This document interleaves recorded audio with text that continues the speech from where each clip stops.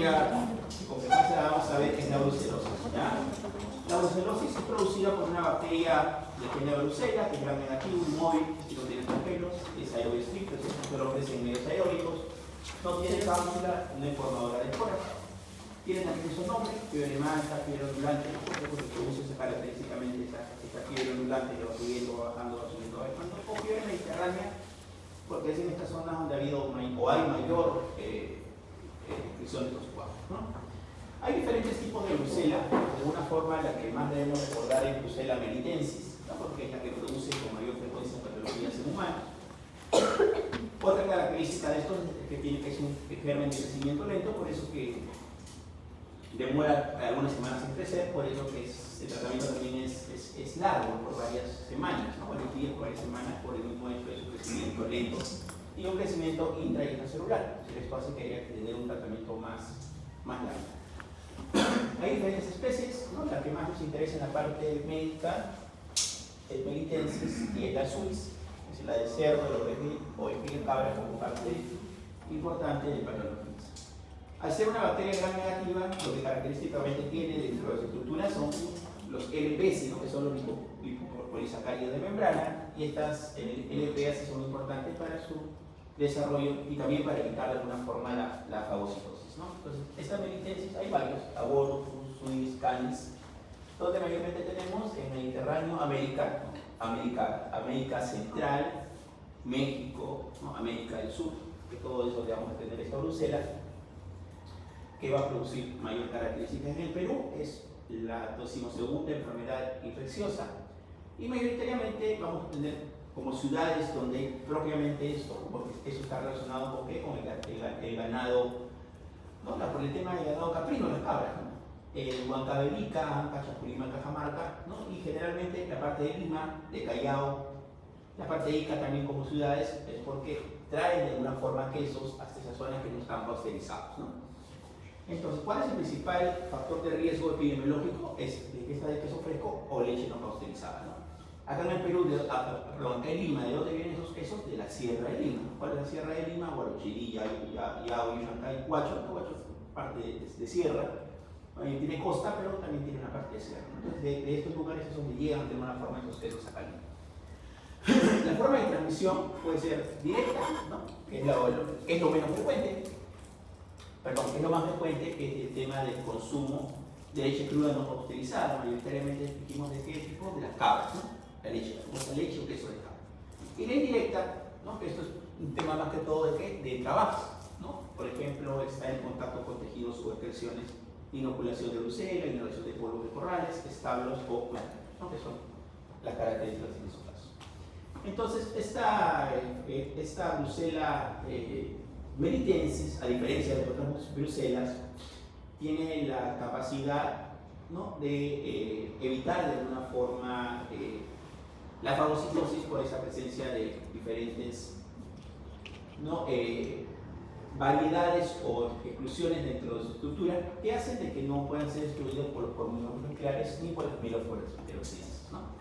Esto está relacionado de alguna forma con la parte de infección. Como toda infección, eleva la inmunoglobulina de primero, la inmunoglobulina G y la inmunoglobulina, ¿no? Entonces, ya lo dijimos, los mecanismos de transmisión son mayoritariamente, ¿no? Por ingestión de carne, perdón, de leche o queso no pasteurizado, contacto, inhalación y inoculación, más que todo el tema laboral, ¿no? Personas, por ejemplo, veterinarios, ¿no? Personas que trabajan en mataderos, ¿no? Personas que de alguna forma tienen mayor relación con este caso. Hasta ganaderos, veterinarios, mataderos, laboratorios y alimentarios, que es la otra transmisión, que esta es la más frecuente, ¿no? Entonces, esto que hace penetra, ¿no? Por favor, hace penetración de fagocitos, incluyen los nódulos linfáticos, los ganglios, se replican y estos pueden a su vez tener eliminación completa. Por eso el sistema inmunológico puede controlar la infección como cualquier tipo de infección, o diseminarse a hígado, vaso, médula sin ganglios y producir, ya sea de acuerdo al tiempo de evolución de la enfermedad, 3 tipos, ¿no? O clasificación de acuerdo al tiempo de presentación de la enfermedad. Enfermedad aguda, que está acá, que es menor de 2 meses, subaguda, que es de 12 a 12 meses, y crónica, que es mayor de 1 año, ¿no? De todas, decíamos que la melitensis es la que, de alguna forma, no solamente es la más frecuente, sino es la que más produce patología en humanos, ¿no? También explicado esto por la capacidad que tiene de evitar el sistema inmunológico, ¿no?, por diferentes factores producidos por esta brucela, ¿no? La abortus, ¿no?, que produce de alguna forma, ¿no?, el chanchito, esa es característica del chancho. El ganado porcino, ¿no?, produce una enfermedad moderada con baja incidencia o formas subclínicas, ¿no?, y el periodo de incubación es entre 1 y 3 semanas, ¿no? Esta está la clasificación que vimos antes, ¿no? 2 meses, 2 a 2 meses y mayor. En la forma aguda, que es lo típico, es un cuadro febril, ¿no? Este paciente, ¿por qué va a venir? Por fiebre. Esa es la característica más importante. Síntomas generales, ¿no? Y esa fiebre generalmente es espartina. Es decir, ¿cómo se esparcina? Por las tardes, ¿no? ¿Qué más va a tener característicos? Sudoración más que todo parcelar se llama, ¿no? Es decir, sudoración de una parte, de alguna forma, en todas. Cefalea, artralgias mialgias, pero ¿cuál es la característica de la brucela? Que le guste el hueso. Entonces, ¿qué va a producir? Dolor lumbar, ¿no? Dolor lumbar. Los síntomas son, ¿no?, en la parte subaguda son proteoformes, y pueden ser variados, y pueden ser causa de fiebre de origen oscuro o de origen desconocido, es decir, un cuadro febril persistente en el cual no sabemos por qué el paciente está haciendo fiebre, ¿no? Pueden estar los síntomas de forma aguda, pero más leves, y acá lo característico es esto, lo que decíamos, ¿no? Artritis, generalmente de rodilla, de tobillo, ¿no?, de codo, y la espondilitis, ¿no?, que en este caso donde más afecta, como decíamos, son dos articulaciones, la articulación, ¿no?, lumbar, ¿no?, y las sacroiliacas. Lumbar y sacroiliacas son las articulaciones que más pueden afectar. Y ahí pueden producir hepatitis granulomatosa, pueden producir parasitopenia por invasión de la médula ósea, pueden producir problemas de orquitis, ¿no? Forma crónica es más frecuente en adultos, ¿no? Y acá hay menos fiebre, pero lo que va a quedar con datos importantes es su cuadro de depresión, ¿no?, síndrome de fatiga crónica y diferentes alteraciones que pueden presentarse como parte de la fatiga. En cuanto a la forma localizada, la forma más frecuente, decíamos, ¿cuál era? Es la afección articular, ¿no?, que puede ser sacroiliitis, artritis isquémica o espondilitis, ¿no? De ahí tenemos las genitourinarias, esta decíamos la ortoepididitis, ¿no?, que es la que tiene mayor asociación, ¿no? Puede producir meningitis, endocarditis, que es la presentación más grave, la más grave de todas es endocarditis, y la parte hepática, ¿no?, que puede producir hepatitis granulomatosa. Y complicaciones hematológicas que pueden ser hasta pancitopenia por invasión de la médula ósea, ¿no? Otras complicaciones más raras, cutáneas, pulmonares, oculares. El diagnóstico, como toda patología, puede ser bacteriológico, pero ¿cuál es el problema de la brucela? Que crece lento, ¿no? Generalmente tiene medios de cultivo lentos, por lo tanto, es importante esto, los hemocultivos pueden ser valiosos para el diagnóstico, ¿no? Pero ya que desgraciadamente los cultivos o el crecimiento de la bacteria es lento, más nos ayudamos de criterios serológicos, ¿no? ¿Cuál es la prueba que utilizamos como prueba inicial para el diagnóstico de brucela cuando hay una sospecha clínica? Es la prueba de rosa de Bengala. Esto que detecta inmunoglobulina G, G, y de alguna forma es una prueba cualitativa. ¿Qué significa esto? Que te dice es positiva o es negativa. Ante la sospecha de una paciente con brucela, lo que se hace, y sospecho brucela, tengo una prueba de rosa de Bengala, lo que tengo que hacer es confirmarla. ¿Con qué pruebas puedo confirmarla? Con aglutinación en placa o aglutinación en tubo, o la prueba de 2 mercaptoetanol que está, ¿no? Entonces, estas son pruebas que son pruebas confirmatorias, ¿no? Lógico. La prueba final diagnóstica son los cultivos, ¿no? Pero entendamos que eso se demora, ¿no? Entonces, estas pruebas, rosa de Bengala positivo, hay que confirmarla que sea con aglutinación en placa o en tubo y o 2 mercaptoetanol.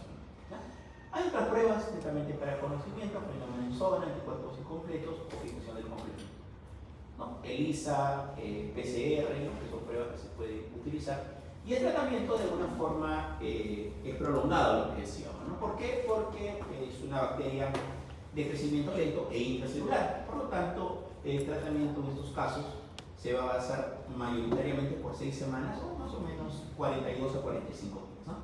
¿Cuál es el tratamiento de elección recomendado por la Organización Mundial de la Salud, que también se utiliza en el Perú? Es toxiciclina o rifampicina, ¿no? Es el tratamiento de elección. De alguna forma, si por algún motivo el paciente no podría utilizar la rifampicina, se le puede dar toxiciclina o estreptomicina, ¿no? ¿Sí? la doxiciclina por 45 días y la estreptomicina por 14 días, ¿no? De ahí, por ejemplo, si tengo endocarditis o neurobrucelosis, que estas son brucelosis mucho más graves que también una brucelosis en el cual solamente hay fiebre, problemas articulares, ¿no? Acá el tratamiento es como si fuera, esto, se le da como si fuera la parte alternativa, es decir, doxiciclina con estreptomicina, ¿no? Que es la parte de acá, ¿no? Si es endocarditis brucelósica, se da doxiciclina más gentamicina más rifamicina o corticosteroid, muy aparte que tiene que operarse esa válvula infectada. Y en la neurobrucelosis, doxiciclina más rifamicina más un aminoglucosina, que es el tratamiento, digamos, de elección. En embarazo y lactancia, en el primer trimestre puedo utilizar rifamicina, ¿no? Por 6 semanas, en el segundo y tercer trimestre rifamicina más corticosteroid, y en el último mes rifamicina más gentamicina por 7 meses. ¿Chicos? Muy bien. Entonces, brucela. Seguimos avanzando. Vamos a hablar un poquito de enfermedades que están asociadas más que todo a la parte de zoonosis. ¿Qué es zoonosis? Cuando está relacionado con algún animal. En este caso, la primera enfermedad que vamos a conversar es la leptospirosis. La leptospirosis está relacionada con ¿qué? Con la orina de las ratas, ¿no? Esa es la característica en eso. Entonces, ¿cuál es el principal factor de riesgo asociado a la parte de obtener de alguna forma la leptospirosis? Es el contacto, por ejemplo acá tenemos una abreación, la orina ha orinado, por ejemplo, ¿no? la rata orinó en este caso en esta parte del agua y finalmente la persona se contagia. Por lo tanto, un factor de riesgo asociado importante es el trabajo de la persona, ¿no? Por ejemplo, un cafetero, ¿no? Un cafetero puede estar en contacto con ratas, ¿no? Una persona que trabaja en agua servida, también, ¿no? Sí. Ese es el factor de riesgo. ¿Qué otro factor de riesgo? Por ejemplo, imagínense que es agua, ¿no? Con la orina de la rata es tomada por una persona, también, ¿no? Y en ese caso, por ejemplo, aguas que no son adecuadamente lavadas o personas que pueden de alguna forma tomar por alguna necesidad agua de un lago, agua de un río y que puede estar contaminada, ¿no? Esos son otros factores de riesgo. En cuanto a la etiología, ¿no? Esto es producido por la bacteria, por las bacterias de tipo Leptospira, que son unas espiroquetas, como vemos acá, ¿no? Y que hay dos tipos de espiroquetas que producen esta patología. La más frecuente de todas es la interroga, o Leptospira interrogans, y la Leptospira fiblex, ¿no? Que son las dos más características. Por lo tanto, que decíamos, esta es una zoonosis asociada a los roedores de distribución mundial, más que todo el clima tropical y por higiene, ¿no? Lo que vimos, y asociado a ciertas ocupaciones, ¿no? Que ya explicamos cuáles son. Finalmente, esta leptospira va a ingresar por las abrasión de la piel o por membranas mucosas, ¿no? Por eso es que nosotros somos hospederos accidentales, ¿no? Finalmente, en este tipo de animales, ¿no? Vacuno, perrito, murciélago, venado, esto finalmente va a tener de alguna forma la contaminación. ¿Para qué? Para los animales de parte de las ratas, ¿no? En este caso, las ratas generalmente tienen esta espiroqueta, pero en forma asintomática. De forma accidental, nosotros nos contaminamos, ¿no? Esa es la idea en este cuadro. Por lo tanto, existen dos tipos de leptospira, ¿no? Lo bueno es que la leptospira más frecuentemente es una leptospira leve, ¿no? Es decir, la leptospirosis leve es aquel paciente que tiene fiebre, dolor retrocular, mialgias, dolor lumbar, ¿no? Periodo pasa unos 2 o 3, 4, 5, 7 días y el cuadro se autorremite. Hay un cuadro grave que se llama la enfermedad de Weil. ¿Qué es la enfermedad de Weil? Es la forma grave de la leptospirosis, ¿no? En este caso hay una triada. ¿Cuál es la triada de la enfermedad de Weil? Es problemas renales, insuficiencia renal, ¿no? problemas de la coagulación e ictericia, ¿no? Por lo tanto, ustedes se dan cuenta que pasa con la leptospira, afecta el riñón, insuficiencia renal, endotelio, hemorragias, hígado, ictericia, ojo, veitis, músculos, miocitos, puede producir meningitis, y pulmón, las hemolitis hemorrágicas, que son las causas, ¿no? de mayor mortalidad en nuestros pacientes. Esta enfermedad de Weil es de alta mortalidad, ¿no? Es de alta mortalidad. Entonces, ¿qué tenemos? La leptospirosis alictérica, o también llamada leptospirosis no grave, y la leptospirosis ictérica, o llamado síndrome de Weil, que esto dijimos cuál es la triada: ictericia, disfunción renal y problemas hematológicos o coagulación intravascular disseminada, ¿no? En cambio, esto es netamente lo que es un cuadro febril, ¿no? Fiebre, cefalea, náuseas, mialgia, dolor muscular, ¿no? Es la característica, ¿no? Y es casi, y hay disfunción de órganos, ¿no? Que es el síndrome de Weyl. La enfermedad severa o enfermedad de Weyl, la leptospirosis grave, ¿no? Después de un cuadro de mejoría, ¿qué significa esto? El paciente aparentemente está yendo mejor, ¿no? Y nuevamente sube la fiebre y le hago un monitoreo y las presas empiezan a elevarse, la urecreatinina empieza a elevarse, tal vez con una placa y hay infiltrados bilaterales, empieza a haber problemas cardíacos. Finalmente hay un cuadro de colapso cardiovascular, un shock, y estos fallecen por falla orgánica múltiple, ¿no? Esa es la característica de la enfermedad de Weyl. Entonces, cuando yo sospecho una leptospirosis, lo que primero tengo que hacer es una prueba de cuál. La prueba de tamizaje es la prueba de ELISA y GEM. Esta es la prueba de tamizaje que le pedimos a los pacientes cuando tenemos sospecha de leptospirosis. Pero después de esa prueba positiva, sospecha clínica, más una prueba de ELISA y GEM, lo que hay que hacer es confirmarlo con qué prueba o la microaglutinación o más. Esa es la característica. Entonces, ELISA y GEM es prueba de screening o para descarte, y finalmente para la confirmación final de la enfermedad pedimos la microaglutinación o el MAC. Lo mismo se puede hacer cultivos, pero acuérdense que estos cultivos, estas espiropetas crecen en medios muy especiales o PCR. Y el tratamiento va a depender mucho, ¿no? Si es una leptospirosis leve o es una leptospirosis moderada o severa o una enfermedad de Weyl, ¿no? Generalmente en una leptospirosis leve se puede utilizar las espiropetas que van bien las penicilinas, ¿no? Amoxicilina, doxiciclina, quinolonas, ¿no? Hasta vía oral, en algunos casos puede ser ambulatorio, de acuerdo a la condición del paciente. Pero si es una leptospirosis moderada o una enfermedad de Weyl, una parte grave, la elección que son penicilinas o cefalosporina. En la parte práctica, por un tema ya de experiencia o un poquito por el conocimiento de esta enfermedad, utilizamos mayoritariamente ese estriaxona, ¿no? Estriaxona, que está dentro de los tratamientos más indicados. ¿No? Y el tratamiento de soporte es cuando el cuadro es ese. ¿Cuál hay que darle soporte? El de Weyl, ¿no? Porque finalmente a un paciente que tiene una enfermedad, ¿no? Una leptospirosis leve, generalmente lo que hacemos es hidratarlo bien, ¿no? Ir monitorizando sus exámenes, una buena hidratación, controlar la fiebre, ¿no? Con paracetamol, nunca AINES. ¿Por qué? Porque hay un riesgo de sangrado, puedo empeorar de una forma el riesgo de sangrado si se empeorara, y observación de signos de alarma, que es la característica de eso. Ok, tifus no vamos a tocar tifus, bastante raro. Entonces nos vamos a la siguiente enfermedad que así debemos de conocerla todos, que es la bartonelosis. La bartonelosis, también llamada por esa enfermedad de Carrión, ¿no? Esta bartonelosis es producida por una bacteria que son las bartonelas, en este caso bacilliformes. Esta bartonella bacilliformes característicamente afecta, ¿no? O tiene dos fases, ¿no? Una afectación inicial que es a los glóbulos rojos, ¿no? Por lo tanto que produce anemia hemolítica, ¿sí? Anemia, ictericia, fiebre, que es la característica de una anemia hemolítica, sino que es una anemia hemolítica febril, ¿no? ¿Por qué? Porque en este caso la bartonella, ¿no? Invade el glóbulo rojo y lo destruye, ¿no? Así que haya hemólisis, de la característica.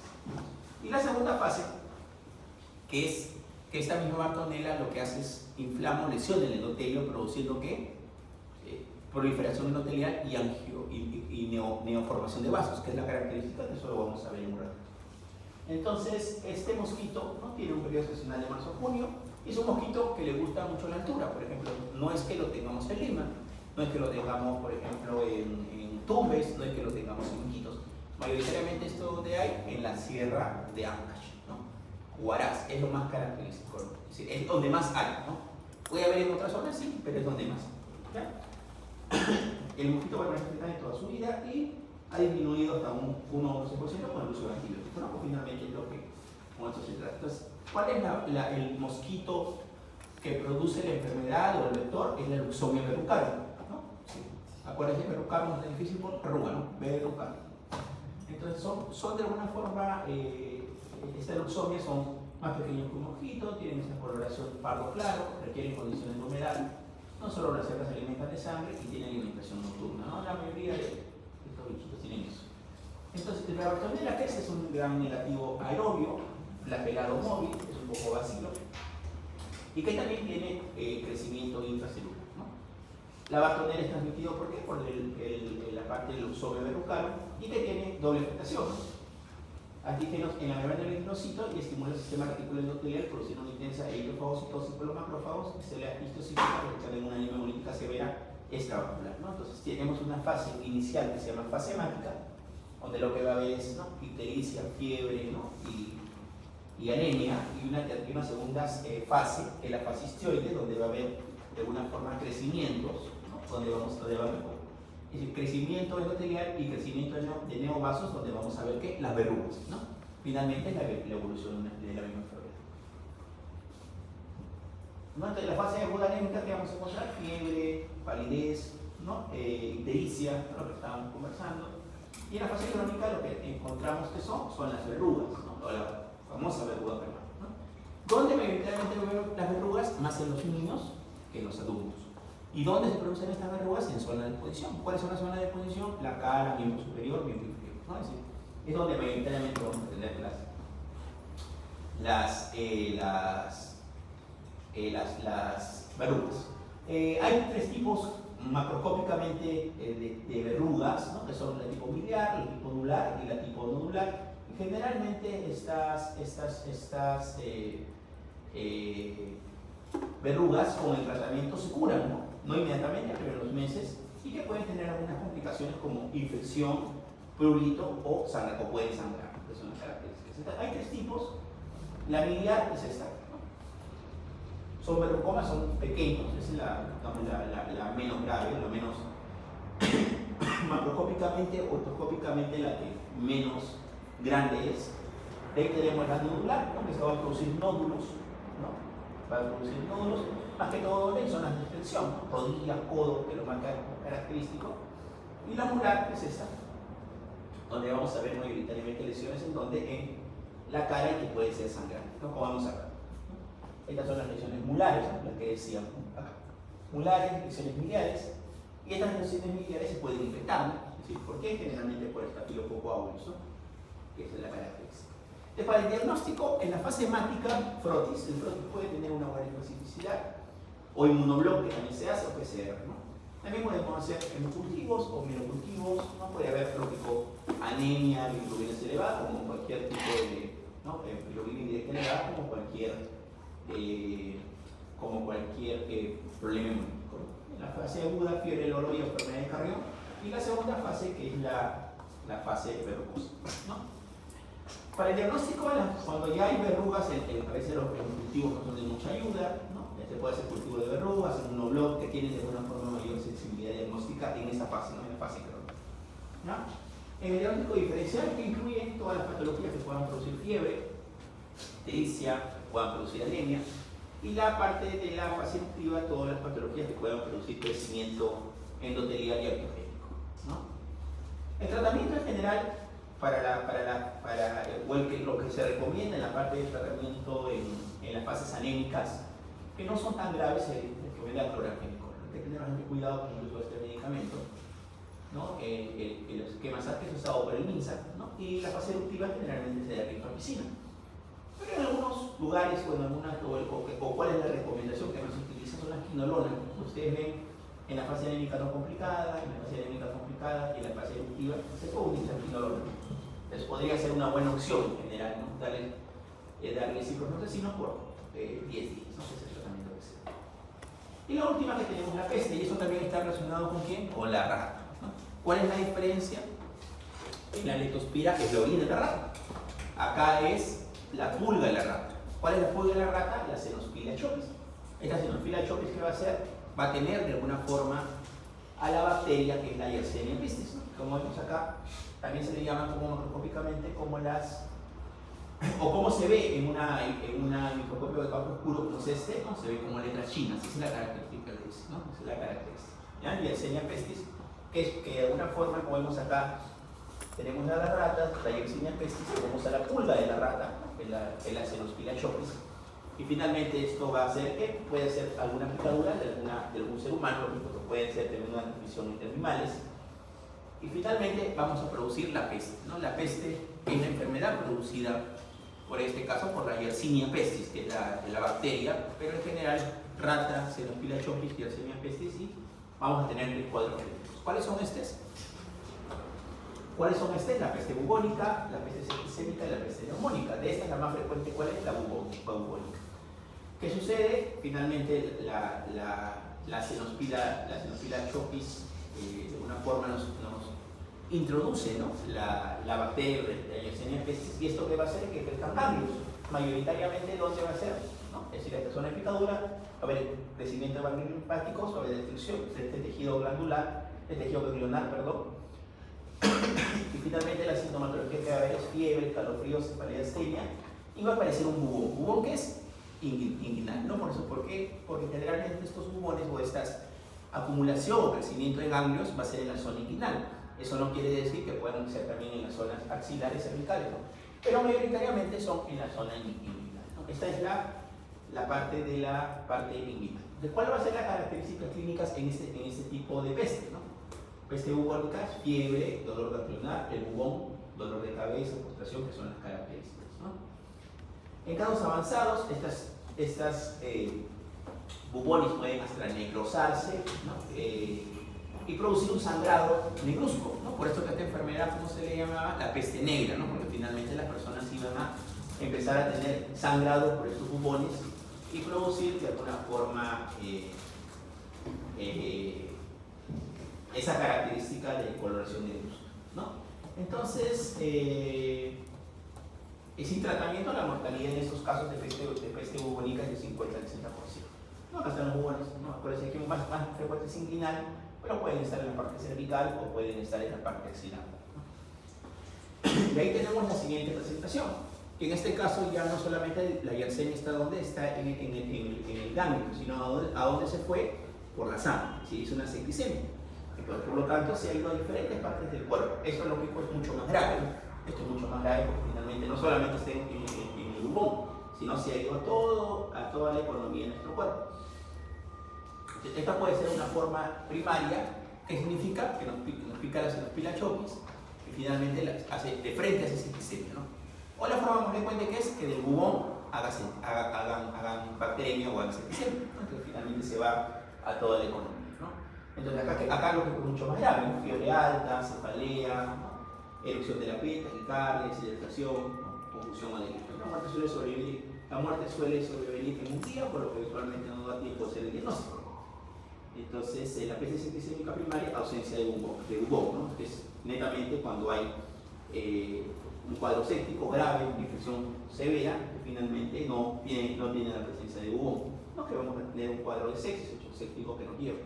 Y la forma más grave de estos cuadros clínicos, ¿cuál es? Es que es la peste neumónica, ¿no?, que también puede ser primaria, es decir, bubón, septicemia, neumonía, o secundaria, cuando hay aspiración de alguna forma de la Yersinia pestis, ¿no? Esto puede ser hasta un arma biológica, por ejemplo, porque hay una alta contaminación de estos cuadros, ¿no? Entonces, eso es lo que decimos, bueno, neumocócica primaria, ¿no?, los bacilos son vulnerados directamente, o secundaria, cuando va del bubón hacia septicemia y llega finalmente hacia la parte de los pulmones, ¿no? Clínica, paciente con peste neumónica, tos estornudos, se un aerosol en gotas, ¿no?, esto finalmente hace que se transmita para el tema de la transmisión. Ingresa el bacilo del pulmón, que son 2 o 3 días, fiebre, cefalea, astenia, disnea, dolor de pecho, tos seca, y puede haber hemoptisis, que es lo característico. Esta patología, por ejemplo, tiene una mortalidad altísima, ¿no?, 100% sin tratamiento, ¿no? La prueba de laboratorio puede hacerse cultivos, ¿no?, cultivos del bubón, cultivos de sangre, cultivos de esputo, de acuerdo a la característica clínica, o hacerse pruebas ya más específicas como la parte del ADN, ¿no?, anticuerpos y todo lo demás. El tratamiento debe iniciarse de inmediato, la sospecha clínica de acuerdo al paciente. Entonces, ¿cuál es el factor de riesgo acá? El contacto con ratas, ¿no? Pero ese es el factor de riesgo más importante, ¿no?, porque acuérdense que es una zoonosis. Para el tratamiento, mayoritariamente que se utiliza, ¿no?, en adultos y niños mayores de 9 años, doxiciclina, ¿no? Si hay intolerancia a la doxiciclina, se puede dar clorartenicol, ¿no?, doxiciclina o clorartenicol. En niños menores de 9 años se puede utilizar cotrimoxazol, que tiene trimestoprim por flumametoxazol, que es el tratamiento en este caso. Si hay peste septicémica o neumónica, utilizamos estreptomicina o cotrimoxazol en una forma, en niños menores de 9 años gestantes se puede utilizar cotrimoxazol como parte del tratamiento, ¿no? El tratamiento sí. Bueno, en caso que el paciente no responda al tratamiento, de primera línea, ¿no?, que decíamos que es doxiciclina y clorafenicol en una peste bubónica, ¿no?, o cotrimoxazol en niños o gestantes, o estreptomicina, ¿no?, en niños y adultos mayores de 9 años, o cotrimoxazol en niños menores de 9 años restantes, se puede utilizar ¿qué? Aminoglucosa, ¿no? Gentamicina. Este es el tratamiento si es que no hay mejoría con los esquemas de tratamiento primario. Doctor, ¿y el bubón entonces desaparece con los antibióticos? Con el tratamiento lógico. Pero igual la mortalidad es alta, ¿no? Más si eso se complica con una septicémica o una neumónica, ¿no?, que ahí sí la mortalidad es mucho mayor. Lo bueno de esos chicos es que no hay con frecuencia. Lectospira sí hay, lectospira hay, partonel hay. Lo bueno es que esto ha disminuido mucho, ¿no?, por el tema de los cuidados. Es más raro que podamos nosotros tener contacto con ratas, solo que trabajemos en algún lugar donde haya contacto con ratas, ¿no? Es lo otro. Doctor, en la septicemia dijo que si en un día podía morir. Claro, sí. Entonces, sí. Igual la la especie neumónica. de ratas tengo que ya darle. Claro, si por ejemplo tienes un paciente que ha habido contacto con ratas, y más si tiene un bubón al toque, pues, ¿no? Pero si hay septicemia y no hay bubón, a la duda, si te dicen que ha habido contacto con ratas, o dentro de la historia clínica te comenta la familia, todo lo que pasa es que hemos estado, no sé, pues hemos ido de un viaje de campo, de paseo, y hemos estado en contacto con ratas, hemos visto ratas, ¿no? Entonces ahí es el factor de riesgo asociado. No es que vas a pensar en un paciente que tiene una septicemia o una neumonía en estos primeros cuadros, ¿no? Puede ser, pero el primer dato importante acá, ¿cuál es? El hecho del contacto con ratas, como en la leptospirosis. En la leptospirosis, ¿cuál es el dato? Me metí un río, ¿no? Pero vi ratas por ahí, ¿no? Voy a pensar que es una leptospirosis, ¿no? Entonces ahí es el dato, es decir, doctor, ¿dónde trabajo esta señora? No, yo trabajo recogiendo basura todos los días. Soy gafitero, trabajo en alcantarillado, ¿no? Es decir, ese es el factor de riesgo, ¿no? El factor de riesgo social. ¿Chicos? Ok. Seguimos avanzando. Entonces vamos un poquito para la parte de virus. La otra semana se lo donde alcancé. Lo que nos interesa, chicos, en la parte viral, mientras vamos avanzando, es que ustedes relacionen enfermedades, porque finalmente el diagnóstico mayoritariamente de estos cuadros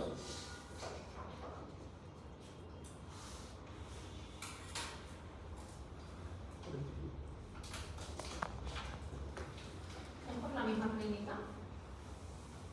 pero